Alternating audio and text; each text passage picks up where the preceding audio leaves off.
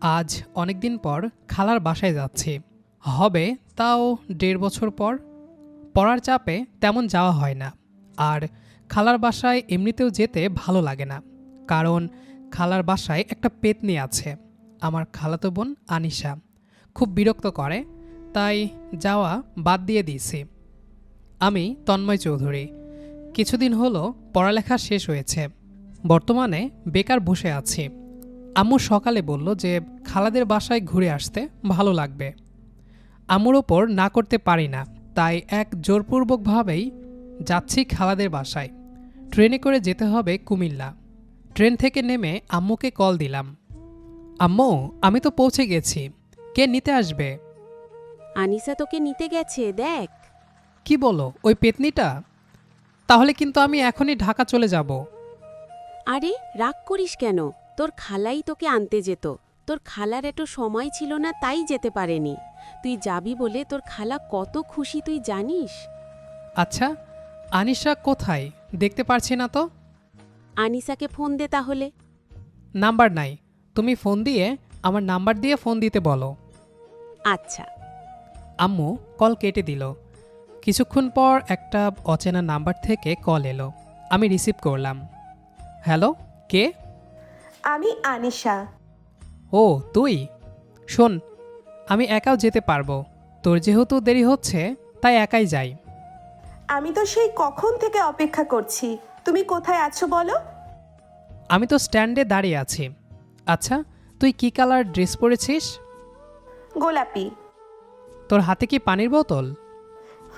কিন্তু তুমি কিভাবে জানলা? আমি তোকে দেখতে পেয়েছি। তুই দাঁড়া, আমি আসছি। এই বলে আমি ওর সামনে গেলাম।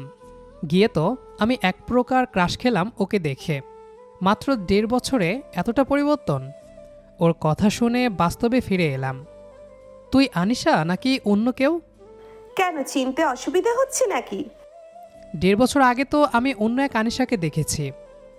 শোনো, সময়ের সাথে সাথে অনেক কিছুর পরিবর্তন হয়, যেমনটা ধরো আমিও। আচ্ছা, এভাবে আর কতক্ষণ দাঁড়িয়ে থাকবো, চলো। ও হ্যাঁ, চল। আনিশা আমার আগে আগে হাঁটছে আর আমি পেছনে। তারপর রিক্সা নিলাম, কিন্তু আগে যেমন রিক্সায় উঠে কথা বলে, এখন তার বলে না।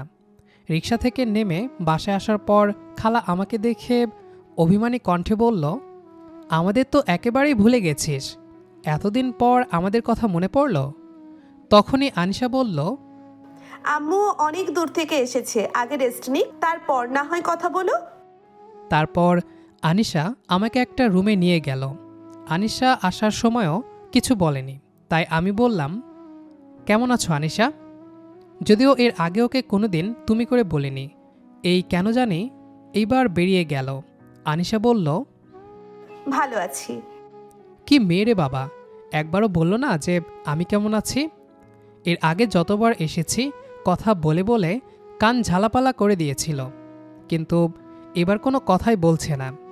আর বলবেই বা কী করে? এর আগের বার কম অপমান করেছিলাম নাকি? বুঝলেন না তো? চলুন অতীত থেকে একটু ঘুরে আসি। ১.৫ বছর আগের কথা। একদিন আনিশাদের বাসায় শুয়ে আছি, তখন আনিশা এসে বলল বাইরে যাবে ঘুরতে। তখন আমি বললাম, আমি পারবো না, তুই একাই যা। কিন্তু ওর জোড়াজড়িতে যেতে রাজি হলাম। আমারও খুব ইচ্ছে হলো গ্রাম ঘুরে দেখার, তাই গেলাম। আমরা দুজনেই হাঁটছি, তখন হঠাৎ আনিশা আমার সামনে এসে দাঁড়িয়ে বলল, তোমাকে একটা কথা বলতে চাই। হ্যাঁ বল। আমি জানি না তুমি কিভাবে নেবে, তবুও আমাকে বলতেই হবে। কি বলবি? তন্ময়, আমি তোমাকে খুব ভালোবাসি, নিজের থেকেও বেশি। কি? বিশ্বাস করো, সত্যি বলছি। নিজের খালাতো বোনের মুখে ভালোবাসার কথা শুনে আমি তো অবাক। আমি বললাম, আরে তুই কি পাগল হয়ে গেছিস? কাকে তুই কি বলছিস? আমি তোর নিজের খালাতো ভাই, আর তুই আমাকে ভালোবাসিস মানে? খালাতো ভাই হয়েছে তো কি হয়েছে? কোথাও কি লেখা আছে যে খালাতো ভাইকে ভালোবাসা যাবে না? প্লিজ ফিরিয়ে দিও না, আমি তোমাকে অনেক ভালোবাসি। এইটা কোনোদিনও সম্ভব না। আপনারা ভাবছেন আনিশা হয়তো দেখতে খারাপ। না, ও দেখতে অনেক সুন্দর, কিন্তু গ্রাম্য মেয়েদের মতো থাকে, যা আমার পছন্দ না। আমি যাকে ভালোবাসবো সে হতে হবে আধুনিক, যে আমার মনের মতো চলবে। আনিশা আমার কথা শুনে কান্না করতে করতে বলল, তুমি যেভাবে বলবে আমি সেভাবেই চলবো, তবুও আমাকে ফিরিয়ে দিও না। আমার পক্ষে সম্ভব না আনিশা, তুই এসব মাথা থেকে ঝেড়ে ফেলে দে। এরপর থেকে কেন জানি ওকে দেখলে আমার সহ্য হয় না। তারপর থেকেই খালাদের বাসায় আর বেশি যেতাম না। গেলেই খালি ভালোবাসি ভালোবাসি বলে কান ঝালাপালা করে দিত।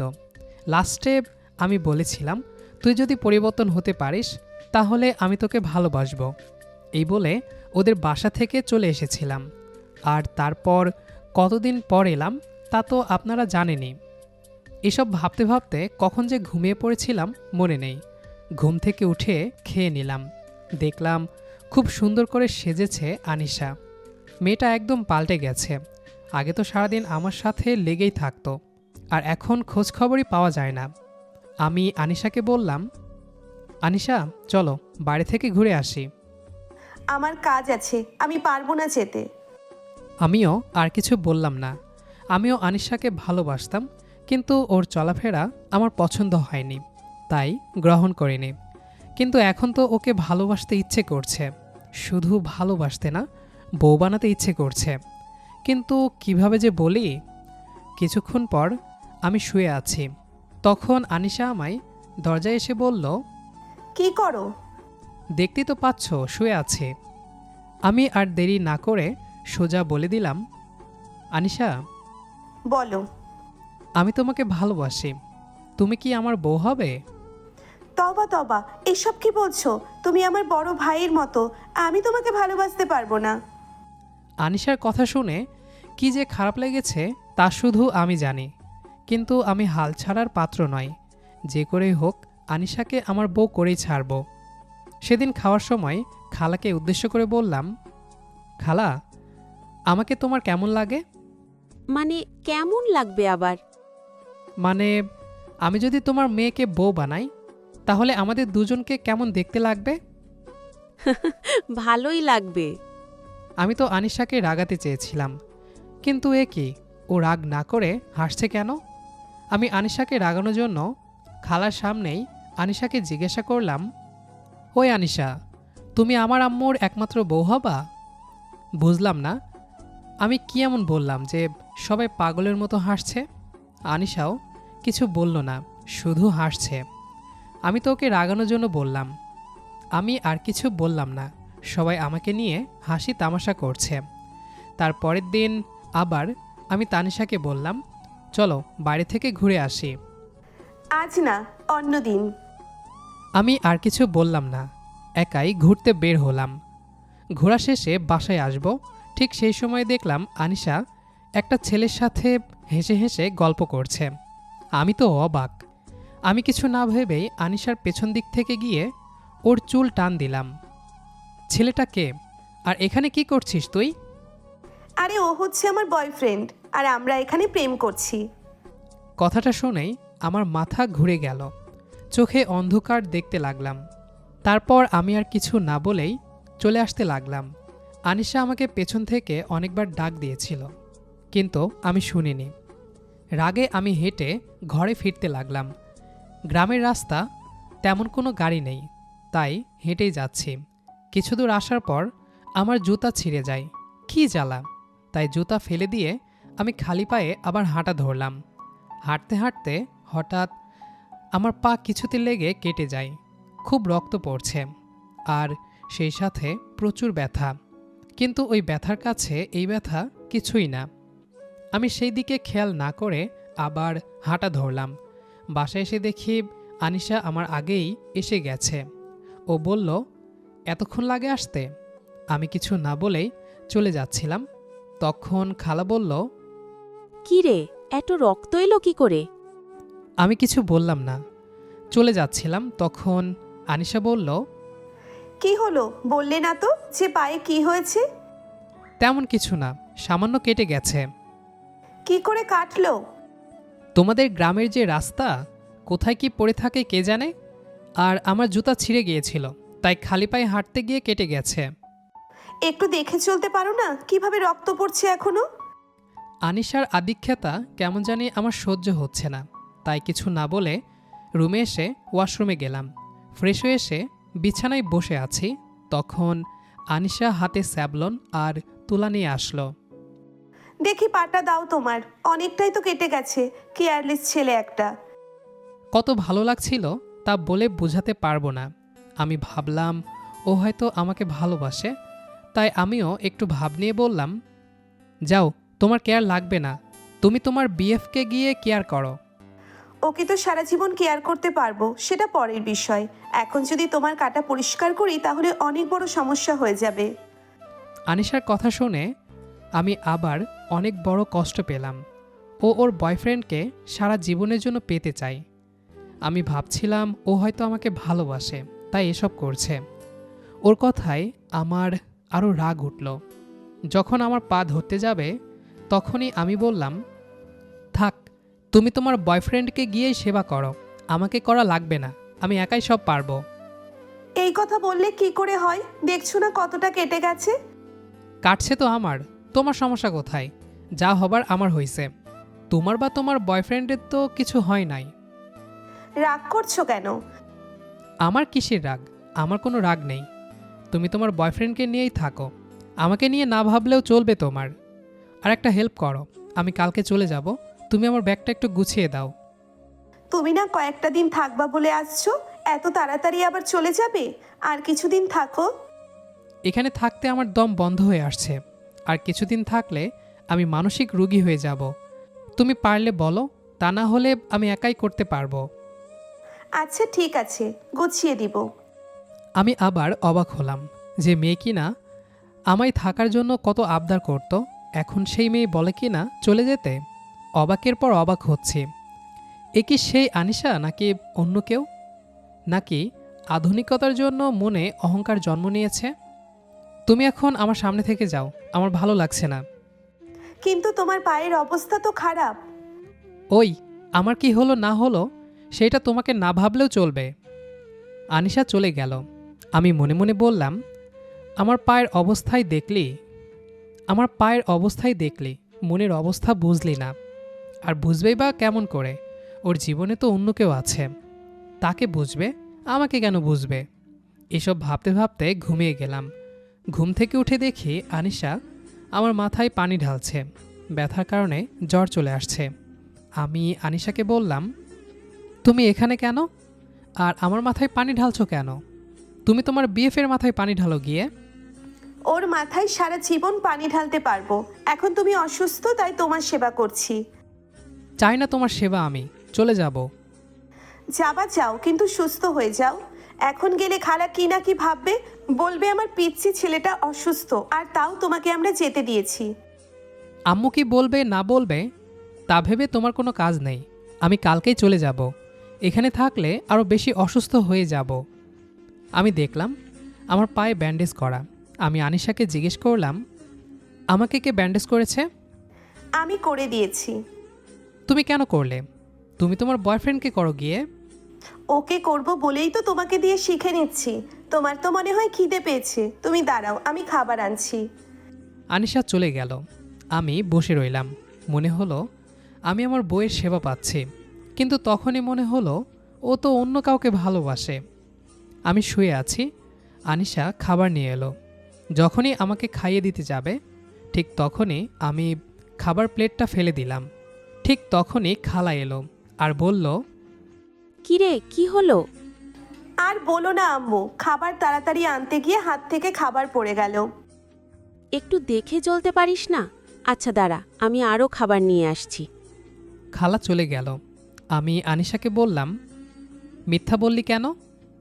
ভাবছিলাম স্বামীর জন্য পরে তো একটু মিথ্যে কথা বলতেই হবে, তাই এখন থেকে শিখে নিচ্ছি। এই বলে সে হাসতে হাসতে চলে গেল। আমি ভাবতে লাগলাম, আনিশা কেন এমন করলো? আমি তো ওকে ভালোবাসি। এইসব ভাবতে অনেক কষ্ট হচ্ছে আর কান্নাও করতে ইচ্ছে করছে, কিন্তু ছেলেদের নাকি কান্না করা যায় না। পরের দিন কাউকে কিছু না বলেই বাসা থেকে বেরিয়ে পড়ি। বাসায় যাওয়ার জন্য স্টেশনে গেলাম। এসে দেখি সেদিনের সেই ছেলেটি, মানে আনিশার বয়ফ্রেন্ড। তারপর আমি তার সাথে কথা বলে যা শুনলাম তাতে তো আমার হুঁশ উড়ে গেল। ওর সাথে কথা বলে জানতে পারলাম আনিশাও আমাকে অনেক ভালোবাসে। আর ওই ছেলেটা আনিশার না, বরং তার ফ্রেন্ডের বয়ফ্রেন্ড। তাদের মধ্যে একটা ঝামেলা হওয়ায় ছেলেটা আনিশার সাথে দেখা করে।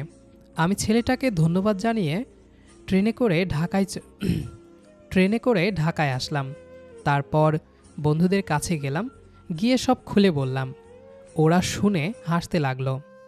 তারপর আমরা একটা দারুণ প্ল্যান করি। প্ল্যানটা ছিল আমাকে নাকি বিয়ের নাটক করতে হবে। আমি বললাম, এটা কিভাবে সম্ভব? আম্মু আব্বু কি রাজি হবে? ওরা বলল, আমরা যা যা বলবো তুই শুধু হ্যাঁ হ্যাঁ করে যাবি। তার পরের দিন সব বন্ধুরা আমার বাসায় আসে। আসার পর আব্বুকে বলে আমি নাকি রিয়াকে ভালোবাসি, আর রিয়াকে বিয়ের জন্য পরিবার চাপ দিচ্ছে, তাই সে সুইসাইড করার সিদ্ধান্ত নিয়েছে। রিয়া হচ্ছে আমার ফ্রেন্ড সাগরের গার্লফ্রেন্ড। আব্বু শুনে অনেক রেগে যায় আর আমাকে জিজ্ঞেস করলো এসব সত্যি কিনা। আমিও বললাম হ্যাঁ। তারপর কিছুক্ষণ বকে আব্বু বলল, যা হবার তা তো হয়েছে, এবার মেয়ের বাসার ঠিকানা দাও। তখন হারামি বন্ধুগুলো রিয়ার বাসার ঠিকানা দেয়। আব্বু চলে গেল আর আমি ওদেরকে বললাম, এই ছিল তোদের মনে? আরেক বেটার গার্লফ্রেন্ডকে আমি কেন বিয়ে করব? তখন ওরা বলল, এটাও নাকি ওদের প্ল্যানের মধ্যে। ওদের প্ল্যান অনুযায়ী সব চলতে থাকে। আব্বু এসে আমাকে ডাক দিল আর বলল, আর 6 দিন পর নাকি আমার বিয়ে। আহ কি আনন্দ! তবে আমার না, সাগরের। কারণ বিয়েটা আমি করব না, করবে সাগর। হারামি বিয়ে করবে বলে অনেক খুশি। ওরা বলে আমার বিয়ের কথা শুনে নাকি আনিশা নিজে এসেই আমাকে বলবে ভালোবাসি। ওরাও বলেছিল আনিশা নাকি আমাকে খুব ভালোবাসে। আমার ভয় হচ্ছে যদি আনিশা আমার মিথ্যা বিয়ের কথা শুনে আমাকে ছেড়ে দূরে চলে যায়, তখন তো এপারও গেল ওপারও গেল। ওরা বলল আনিশা নাকি আমার বিয়ের কথা শুনে আমার কাছে আসতে চাইবে। পরের দিন সকালে ঘুম থেকে উঠে দেখি আনিশা আমার পাশে বসে আছে। আমার জানা মতে তো ওদের আরও 2 দিন পর আসার কথা, তাহলে এত তাড়াতাড়ি কেন? আমি আনিশাকে বললাম, এত তাড়াতাড়ি এলে যে তোমরা? ও কিছু বলছে না, শুধু মুখের দিকে চেয়ে আছে। কিছুক্ষণ পর ও বলল, তুমি কি সত্যি অন্য কাউকে ভালোবাসতে? কেন বলো তো? না, এমনি জিজ্ঞেস করলাম। এরপর থেকে আনিশা আমার কাছে আসতে চায়, একটু সময় পেতে চায়, কিন্তু আমি পাত্তা দিই না। ওদের কথা মতো আনিশাকে এড়িয়ে চলি। এভাবে বিয়ের দিন চলে এলো। আমার বন্ধুরা, আত্মীয় স্বজনরা সবাই একে একে চলে এলো। আসবারই কথা, বাবার একমাত্র ছেলের বিয়ে বলে কথা। বিয়ের দিন সকালে রুমে বসেছিলাম, তবে আমার বিয়ে না, সাগরের। হারামিটা খুব খুশি, আমার বাপের টাকায় বিয়ে করছে। আমি বসেছিলাম, তখন হঠাৎ করে আনিশা এসে আমাকে জড়িয়ে ধরে কান্না করতে লাগলো। আমারও খুব ইচ্ছে করছিল ওকে জড়িয়ে ধরে বলি, পাগলি, আমি কাউকে বিয়ে করছি না, আমি শুধু তোমার। কিন্তু এটা করলে পরে সাগরের বিয়ে হবে না, তাই আমি ওকে ছাড়িয়ে চলে এলাম বাইরে। তারপর আমি জামাই সেজে বিয়ের জন্য বেরিয়ে পড়ব, তখন দেখি হারামি রাফি নাই। ওর নাকি সকাল থেকে পেট খারাপ, 10-12 বার গিয়েছিল এতক্ষণে, তাই ওকে রেখেই আমরা রওনা দিলাম। কিছু দূর আসার পর হঠাৎ আম্মুর কল আসলো আমার ফোনে। আমি রিসিভ করলাম। হ্যাঁ আম্মু, বলো। রিহান, তুই কোথায়? তাড়াতাড়ি বাসায় আয়। আনিসা আত্মহত্যা করতে গিয়েছিল, আমরা ওকে হাসপাতালে নিয়ে এসেছি। তুই বাবা তাড়াতাড়ি চলে আয়। আমরা সব জানি আজ তোর বিয়ে না, আজ সাগরের বিয়ে, আর তুই আনিসাকে ভালোবাসিস। তোর বাবা ওই বাড়িতে সব বলে দিয়েছে। সাগরের বাবা মা কথা বলতেছে। তুই বাবা তাড়াতাড়ি হাসপাতালে চলে আয়। আম্মুর কথা শুনে আমি আর নিজেকে ধরে রাখতে পারলাম না। সাগর আমাকে দেখে বলল, কি হয়েছে? আমি ওকে সব বললাম। সাগর বলল, আমরা কি একটু বেশি করে ফেললাম? আচ্ছা চল, এখন আমরা হাসপাতালে যাই। তারপর আমরা গাড়ি ঘুরিয়ে হাসপাতালে চলে আসলাম। এসে জানতে পারি আনিশা নাকি আর নেই, কিছুক্ষণ আগেই নাকি আমাদের ছেড়ে চলে গেছে। আমি অনেক কান্না করতে লাগলাম। সাগর এসে আমাকে দাঁড় করালো। আমি দৌড়ে গিয়ে আনিশাকে জড়িয়ে ধরে বলতে লাগলাম, আনিশা, এই আনিশা, দেখ আমি এসে গেছি, তুই ওঠ। আমিও তোকে অনেক ভালোবাসি। তুই আমাকে ছেড়ে যেতে পারিস না, তুইও তো আমাকে ভালোবাসিস। ওঠ আনিশা, ওঠ। বলেই আমি অঝরে কাঁদতে লাগলাম। কিছুক্ষণ পর দেখলাম আনিশা নড়ে চড়ে উঠল আর বলল, আমিও তোমাকে অনেক ভালোবাসি। আমি তো অবাক, কি হচ্ছে এসব? মানে মানে এইটা একটা প্ল্যান ছিল। কেন এসব করলে? করব, 1000 বার করব। যদি তোমার কিছু হয়ে যেত, আমি কি নিয়ে বেঁচে থাকতাম? আমাকে বিয়ে করবে? না, কেন? কারণ তুমি আমাকে অনেক কষ্ট দিয়েছ। এখন থেকে আর কষ্ট দিব না, অনেক ভালোবাসবো তোমাকে। সত্যি তো? আমি আজকে বিয়ে করব। কিন্তু এটা কিভাবে সম্ভব? আমি কিচ্ছু জানি না, আমি আজকেই বিয়ে করব। তখন সাগর বলল আনিশাকে রিয়ার বাড়িতে নিয়ে যেতে, আর আর দুইজনেই ওদের ওখানে একার সাথে বিয়ে করব। সবাই তাই করতে বলল। তারপর আর কি, আমাদের বিয়েটা হয়ে গেল। এখন আনিশাকে বাসায় নিয়ে আসলাম। রুমে এসে দেখি আনিশা বিছানা সাজাচ্ছে। আমি বললাম, কি করছো? আজকের দিনে নতুন বউদের ঘোমটা দিয়ে বিছানায় বসে থাকতে হয়, আর তুমি খাট সাজাচ্ছ? ঘোমটা দিয়ে থাকে যারা নতুন বউ হয়ে আসে, তারা একে অপরকে চেনে না, তাই লজ্জায় ঘোমটা দিয়ে বসে থাকে। আর আমি তো তোমাকে ছোটবেলা থেকেই চিনি। ও আচ্ছা, এখন এগুলো বাদ দাও। আমার না খুব পাচ্ছে। কি পাচ্ছে? কি পাচ্ছে বুঝছো না? না। ওয়েট, বোঝাচ্ছি। এই বলে আমি ওকে বুকে জড়িয়ে নিলাম। আনিশার নিঃশ্বাস আমার বুকে এসে থেমে গেল। হৃদস্পন্দনের শব্দে যেন দুজনের সব না বলা কথা মিলেমিশে গেল। আনিশা ফিসফিস করে বলল, এতদিন পরে আসল ঠিকানা খুঁজে পেলাম। আমি ওর কপালে ঠোঁট ছুঁয়ে বললাম, অনেক সাধনার পর তোমাকে পেলাম। ওর চোখের কোণে জমে থাকা জল আমার আঙ্গুল দিয়ে মুছে দিয়ে বললাম, এই চোখে পানি মানায় না। আনিশা আমার বুকের ভেতর মুখ লুকিয়ে হাসল। সে হাসিতে ছিল শৈশব, অভিমান আর সারা জীবনের অধিকার। কখনো কখনো ভালোবাসা আমাদের কাছেই থাকে, কিন্তু আমরা সেটা বুঝতে দেরি করে ফেলি। তন্ময় আর আনিশার গল্পটাও ঠিক তেমনই। শৈশবের খুনসুটি, অভিমান আর ভুল বোঝাবুঝি পেরিয়ে শেষ পর্যন্ত তারা খুঁজে পেয়েছে একে অপরের ভেতর সত্যিকারের ভালোবাসা আর শান্তি। হয়তো এটাই ভালোবাসার সবচেয়ে সুন্দর রূপ, যেখানে প্রিয় মানুষটাই একসময় হয়ে ওঠে জীবনের সবচেয়ে আপন ঠিকানা। যদি এই গল্পটা আপনার ভালো লেগে থাকে, তাহলে এই ভিডিওটিতে একটি লাইক দিন, কমেন্ট করে জানান গল্পের কোন অংশটা আপনার সবচেয়ে বেশি ভালো লেগেছে। আর এমন আরও নতুন নতুন রোম্যান্টিক লাভ স্টোরি শুনতে এখনই আমাদের চ্যানেলটি সাবস্ক্রাইব করুন এবং বেল আইকন চাপতে ভুলবেন না। আবার দেখা হবে নতুন এক ভালোবাসার গল্প নিয়ে। ততক্ষণ পর্যন্ত ভালো থাকুন, ভালোবাসায় থাকুন।